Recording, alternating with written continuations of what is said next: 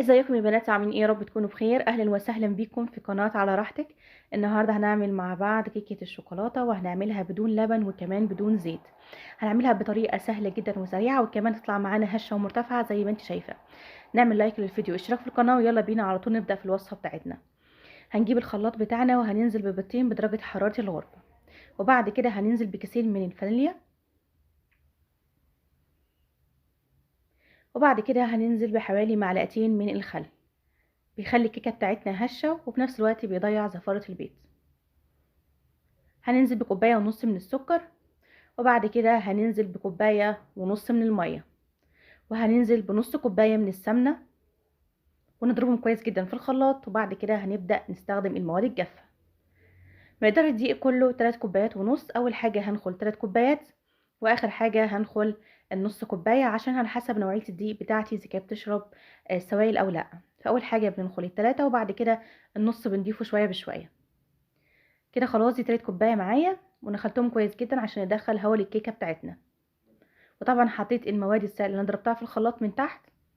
وبعد كده معايا ذرة من الملح، ومعايا معلقة كبيرة من النشا. النشا بتحافظ على الارتفاع بتاع الكيكة في الفرن، ما تخلوهوش يهبط مني. وبعد كده كان هنا معايا حوالي معلقة من الكاكاو الخام. وطبعا الكاكاو الخام ده على حسب درجة الكيكة بتاعتك. لو عايزاها غامقة اكتر من كده فبتضيفي 3. لو حابة اللون بتاع الكيكة اللي شفتيه في اول الفيديو فبنضيف معلقة واحدة. وبنقلب في اتجاه واحد في الكيكة عشان خاطر ما ندخلش هوا في اتجاه ونرجع نخرجها في الاتجاه التاني. وهنضرب بالمضرب اليدوي، وممكن كمان تستخدمي المضرب الكهرباء لو متوفر عندك. بس كده الخليط بتاعي حسيته لسه محتاج نسبة دقيق، فهنحط النص كوباية اللي قلتلك نسيبها في الاخر. يعني مقدار الدقيق كله زي ما قلتلك 3 كوبايات ونص، بنضيف التلاتة في الاول والنص بنضيفه اخر حاجة. ده النص كوباية هبدأ اني ادخلها برضو، وهقلب فيها باتجاه واحد.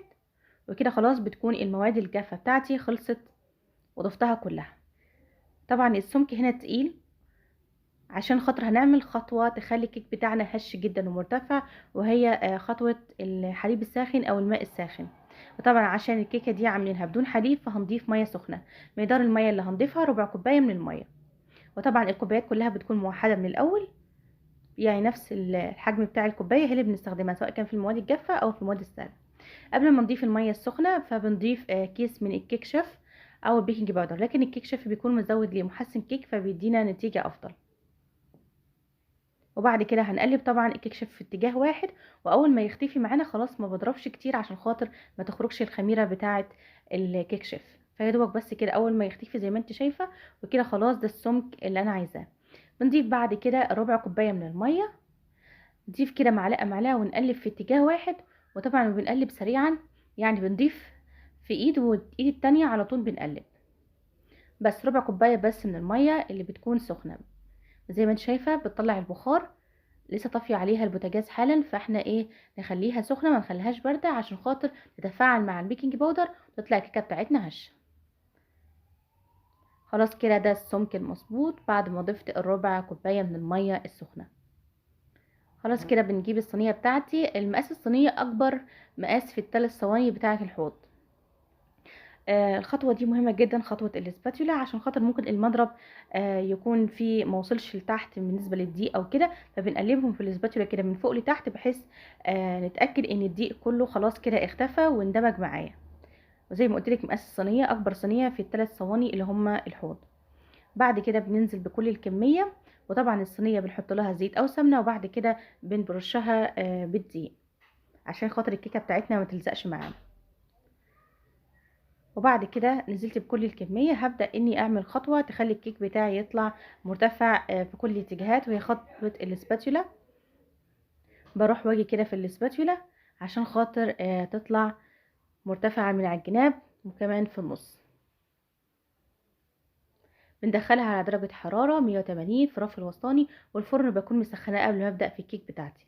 بعد كده تعالى نعمل مع بعض صوص الشوكولاتة، بيكون اقتصادي جدا. هننزل بربع كوباية من السكر، وهننزل بالشوكولاتة خام.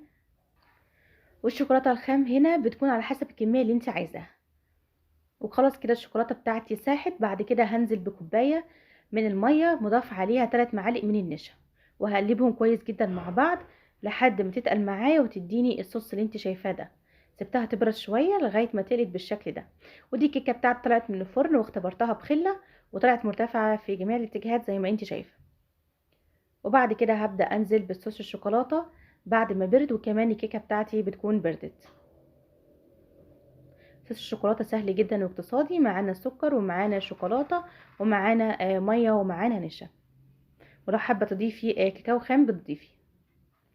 وبعد كده هوزع الصوص كده بالاسباتيولا، وزي ما قلت لك لازم الكيكه تكون بارده وفي نفس الوقت الصوص بتاعنا يكون بارد. واقطعها تقطيع اللي انت عايزاه والحجم اللي انت عايزاه. بعد كده هزينها بحاجه بسيطه جدا، ممكن تزينيها بفورماسيلا، ممكن باي مكسرات، او ممكن كمان نزينها بشوكولاته مبشوره. ممكن كمان نزينها زي ما انا زينتها بحاجه بسيطه كده من جوز الهند. بس كده الوصفه بتاعتي خلصت. هوريكي دلوقتي شكلها عامل ازاي من جوه. مرتفعة جدا وهشة وطعمها حلو جدا، جربيها. لو عجبتك الوصفة اعملي لايك للوصفة واشتراك في القناة. ولو كنتي اول مرة تشوفي القناة بتاعتي فعلي الجرس عشان يوصلك معايا كل الفيديوهات الجديدة. اشوفكم في وصفة تانية سهلة وسريعة. سلام يا بنات.